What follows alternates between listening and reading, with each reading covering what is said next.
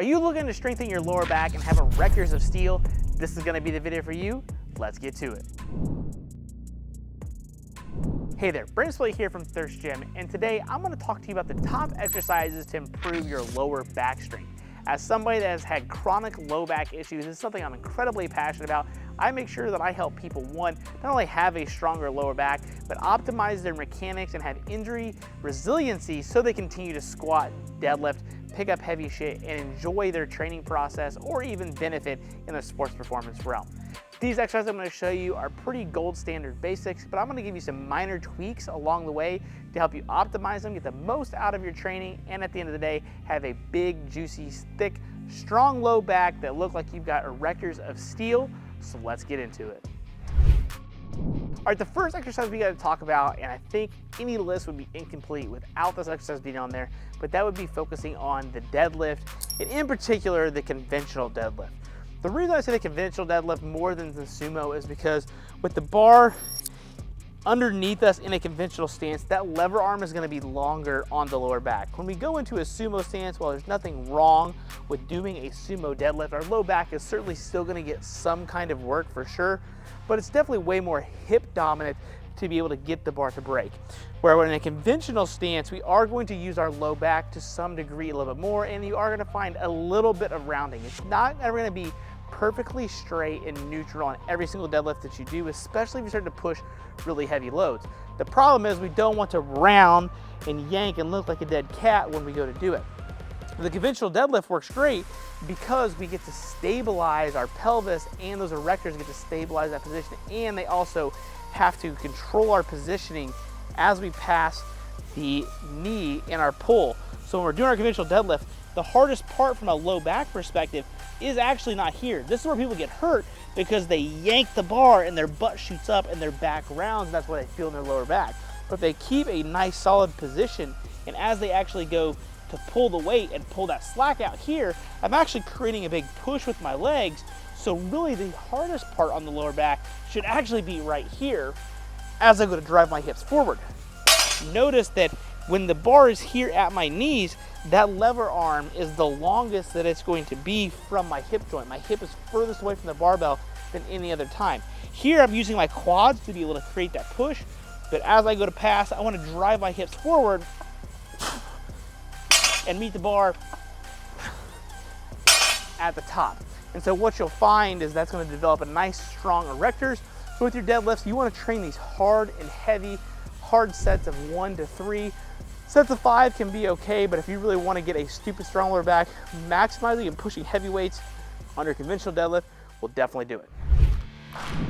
All right, the second exercise is also going to be a deadlift variation, but this one is in particular going to focus on getting long and really help you isolate a certain aspect of your deadlift, really your glutes and your hamstrings, but your low back is going to have to be incredibly static strong, because we're going to take that lever arm and make it bigger by doing the stiff leg deadlift.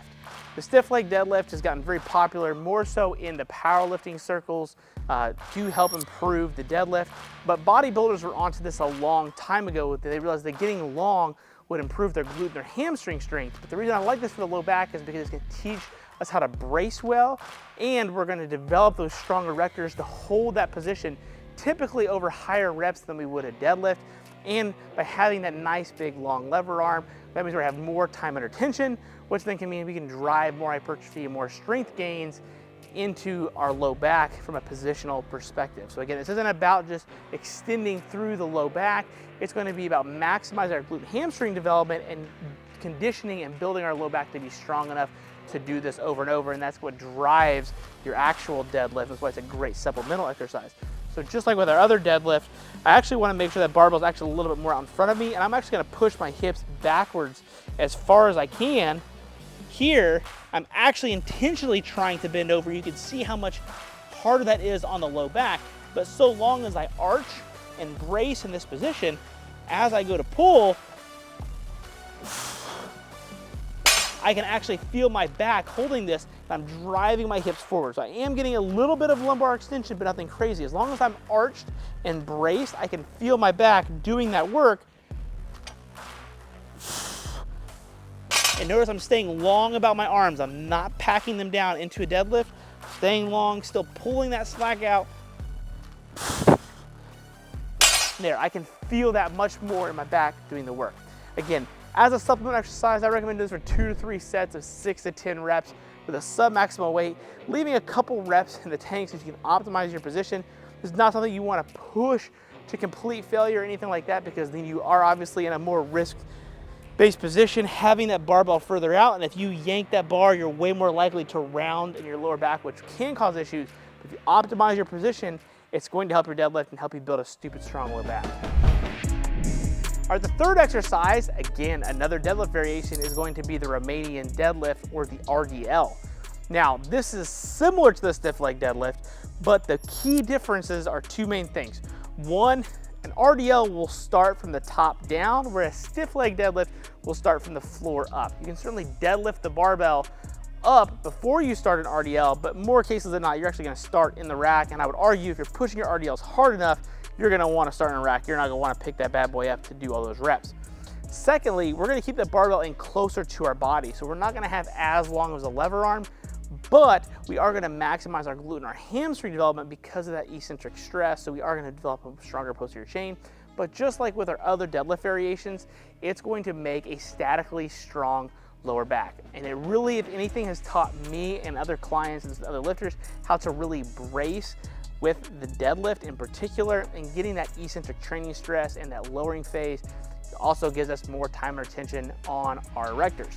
Again, with the stiff leg deadlift, since it starts on the floor, every rep, the weight is stopping. So the time under tension kind of gets broken up because of the dead stop in the exercise. The RDL, that doesn't happen because we're continuously moving and keeping tension throughout the entire time with the exercise, and there's no dead stop in that bottom-based position. So that's why I like the RDL. So the key thing here is, as you go to do your RDL, keep that barbell in close, chest tall, hips go back, and drive that hip forward, and make sure you're still arching to some extent, but you're not rounding. And so that's gonna, again, make a really statically strong deadlift, but keeping that barbell in close.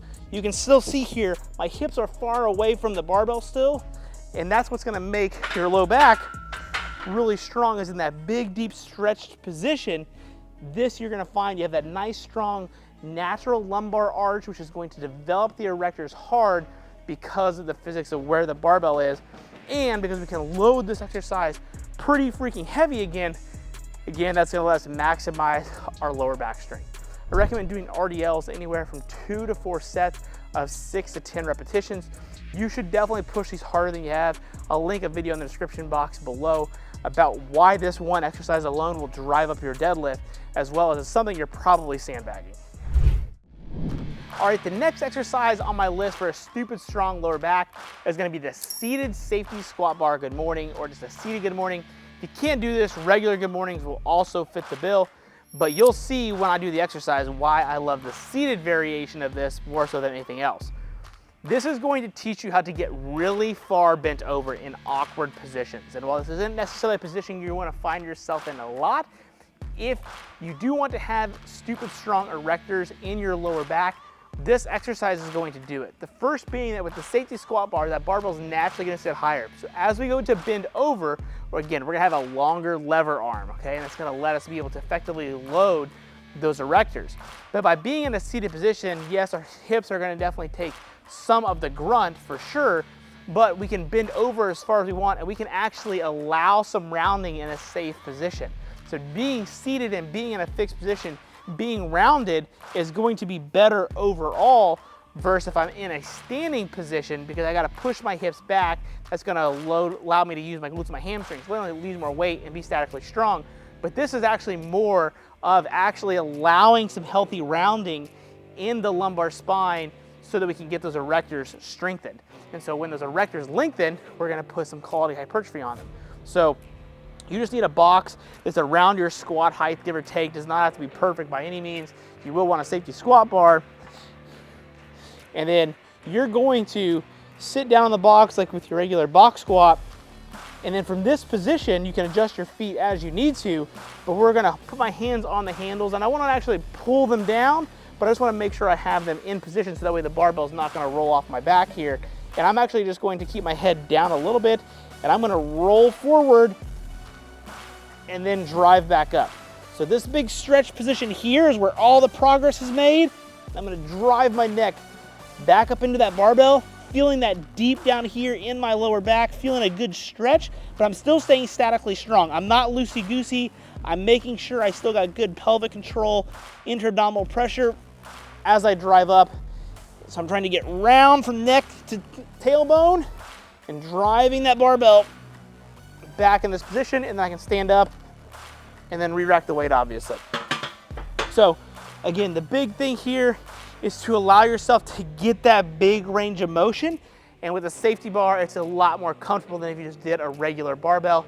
And that safety squat bar is actually gonna try to round you and pitch you forward. So not only are you gonna get your erectors, you're actually gonna have your erectors basically from your neck all the way down to your low back, even those mid erectors especially. So this is not only gonna drive up your squat and your deadlift, but it's just gonna make you thick from head to butt, but in particular, you're gonna feel it a lot in your lower back.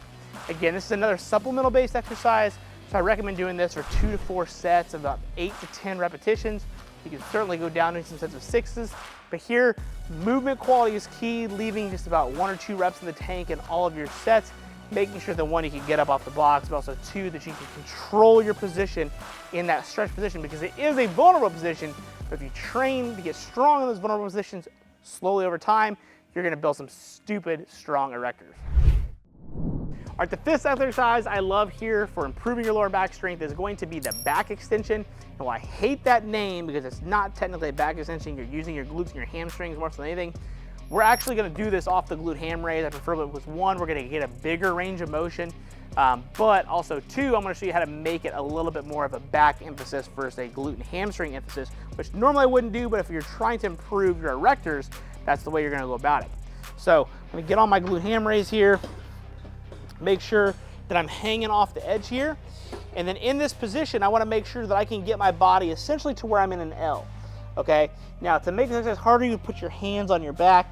Most people can put their hands on their butt to start. But in this position, I wanna make sure as I'm coming up, I'm not only using my glutes and my hamstrings, but I'm gonna try to segment my erectors to start the exercise. So you might have to start to put your hands here on your lower back, but actively feel your erectors extend as you're coming down, and that's gonna help you focus that more into your erectors.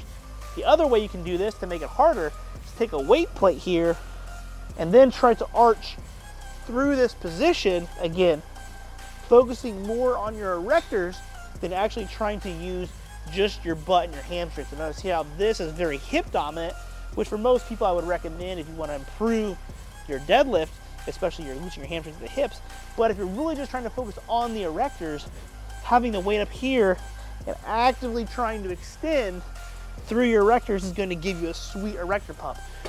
The other nice thing about this exercise is that it's incredibly friendly in terms of if you've had low back injuries in the past, because you're not going to have any kind of spinal loading. You know, that's kind of the pitfall of typically doing like a deadlift or a squat or a good morning variation. We've got that spinal compression and direct loading. Here, you can train that musculature without that loading, allowing you to get as long as you possibly can, maybe even decompress your spine a little bit, and then use your erectors to pull up and focus on that segmentation, which really focuses on strengthening the multifidi, which are very small muscles in between each segment of your spine. And those are going to work to help it get you extended, but then obviously your erectors are still going to be the gross movers of the overall movement on top of your glutes and your hamstrings to some degree. So this exercise can be done usually at the end of a training session. I would say don't do this before you go to squat and deadlift, because you don't want to fatigue all those before you go to lift heavy. But once your heavy work is done, anywhere from 2 to 3 sets of focusing on those segmented movements, or doing them on a recovery day after you've squatted and deadlifted to drive extra blood flow back there, can be a great recovery thing, but it will develop stupid strong erectors. And again, I said if you want to make this a little bit more challenging, you just hold a weight plate on your head, and that can allow you to increase the loading capacity of the exercise over time. All right, no list would be complete on lower back training if we didn't talk about the reverse hyper invented by Louis Simmons. I have explained over and over and over how important I think this piece of equipment is in terms of improving your posterior chain. And it's got a lot of pushback, more so recently than anything else, The older lifters of the golden area, in my opinion, definitely know the value of an exercise like this. But in particular, I like having the roller attachment, but really as long as you have the reverse hyper, you're totally okay. I'm gonna show you how to make this a little bit more low back focus versus glute and hamstring focus, just like we did with the back extension. Very similar mechanics, but our back portion of us not only doing the work, but our legs will be moving, which first in the back extension, our upper body is moving. So you get to train the low back and the hips and the glutes and the hamstrings from two different perspectives. Also, the reverse hyper for most people usually just feels really good on your lower back. So when you're in the machine, we're actively going to try to make sure that we're in here. I want to make sure that I'm not just using my glutes and my hamstrings in this case.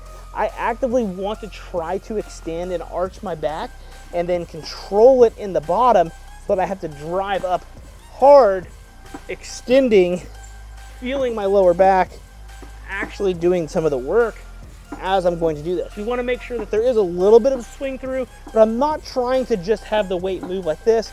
I'm really trying to focus on my lower back doing the work and then driving the front part of my pelvis into the pad as I go to do the exercise. So with this exercise, again, you could use this as a warm-up, but in most cases, again, after you've done your squat, deadlift, your main lower body work, this is going to be something you come to towards the end of your training day for anywhere from 2 to 4 sets of 10 to 20 repetitions, focusing again on the extension of the low back if you're trying to improve your erector strength.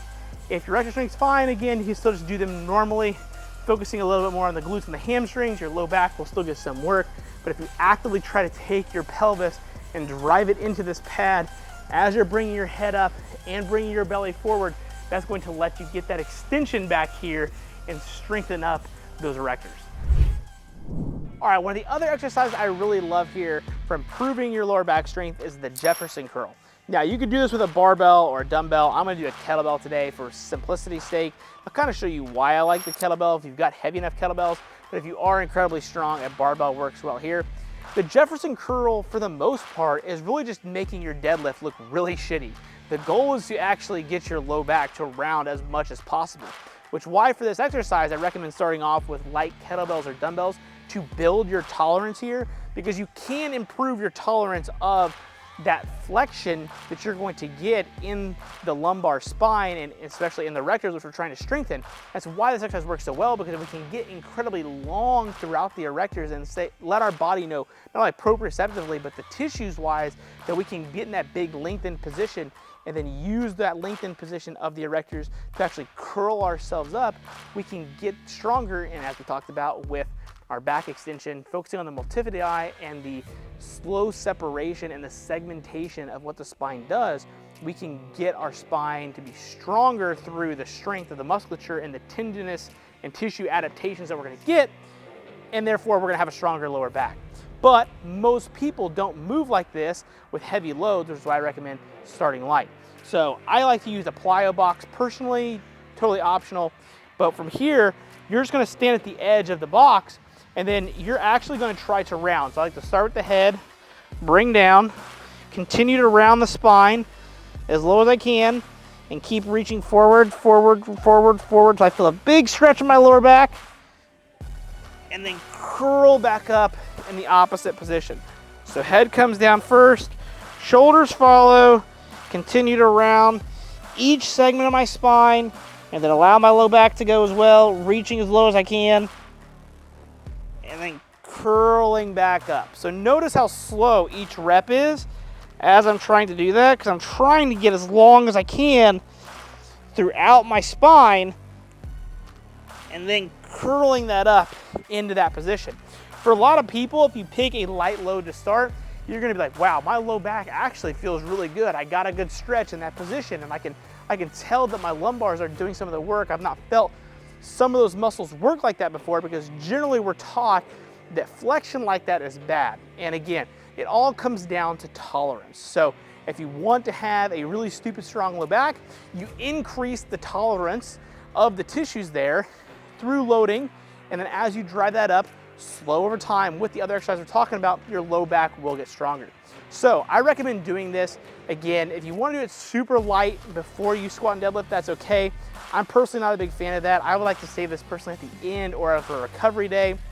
Again, focusing on that segmentation, 1 to 3 sets, anywhere from 8 to 12 repetitions, going really slow. Again, time under tension, slow. Segmentation movement is important here, and then have the weight follow. Again, if you happen to be really strong and you can use a barbell with load, you've certainly seen this all over the internet, that's also okay as well. But for most people, picking up this exercise for the first time, start with a kettlebell or dumbbell and progress your load as needed. All right, the final exercise we're gonna talk about here is going to be the good old-fashioned Superman exercise. We're gonna make some minor tweaks to the exercise. So generally you're just gonna lay on the ground and perform hyperextensions or Supermans.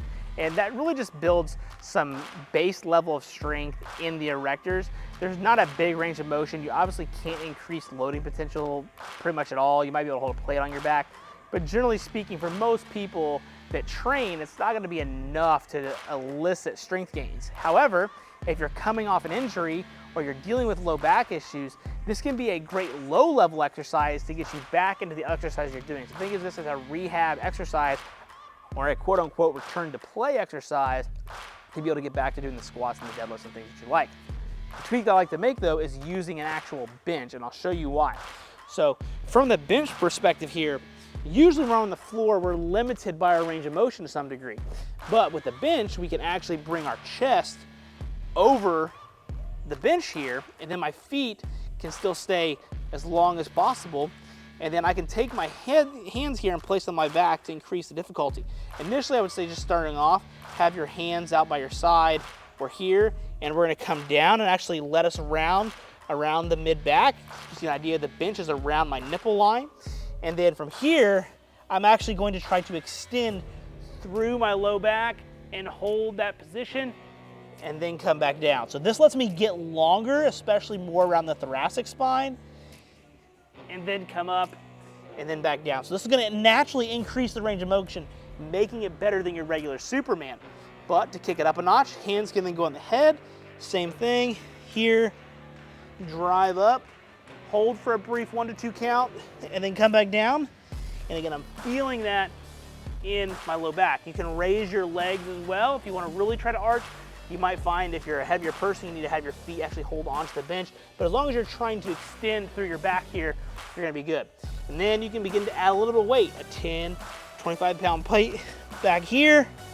Same thing, extend, hold for a solid 1 to 2 count, get that isometrically strong as long as possible. So this one minor tweak takes what's generally considered a low level or entry-based exercise and gives us, one, a little bit range of motion. We can focus on the thoracic aspect of the erectors to get strong as well. And then we still get that lumbar piece, but then we can also add a little bit of load in that stretched position, which is gonna maximize what we can actually get from it to let you load it a little bit easier to get back to doing the heavy things you're doing. Or if you are a beginner and you're not used to training your mid to low back in loaded positions like that, this is a way to progress up off the floor onto something that's gonna be a little bit harder before you then maybe move on to like a back extension or doing some kind of seated good morning and things like that, or a Jefferson curl before you start to getting that segmented base work and build that base level of conditioning at that musculature. So again, if this is a return to play protocol, then you probably wanna do this a couple times a week, anywhere from 2 to 3 sets of like 8 to 12 repetitions, focusing on that quality movement, add a little bit of load as you go. You could also do this as a general warm up, do a couple sets or reps either way, just to get your body flowing and feeling good, blood back there and warmed up. Or you can do this at the end of your training session to reinforce static base positioning. If you notice you're pitching over in your squat or your deadlift positions having some issues and you've done some of these other things, this could be a way you could finish things off and really just try to hold that static position for as long as possible, building up that base level conditioning of isometric strength in the lumbar and thoracic spine from a erector standpoint. So there you have it. There are my top exercises to improve your lower back strength, in particular, focusing on the erectors. Again, I wanna make something very clear here that you wanna tread lightly on some of these exercises, especially if they're new to you. You don't want to do some of them before you go to try to do heavy squats and deadlifts. You don't wanna fatigue that musculature. You want them to be strong, rigid, and tight before you actually go to do them. But in general, these are big bang for your buck exercises. They're gonna make your back stronger. They're gonna thicken up those erectors, and they should make you more injury resilient over the long haul and make you overall a better athlete or a better strength athlete. If you happen to like today's video or you took one awesome thing away, I'd really appreciate it if you hit that like button, share with a friend, leave me a comment, subscribe. All that really helps me out. I really appreciate it, and I'll see you at the next video.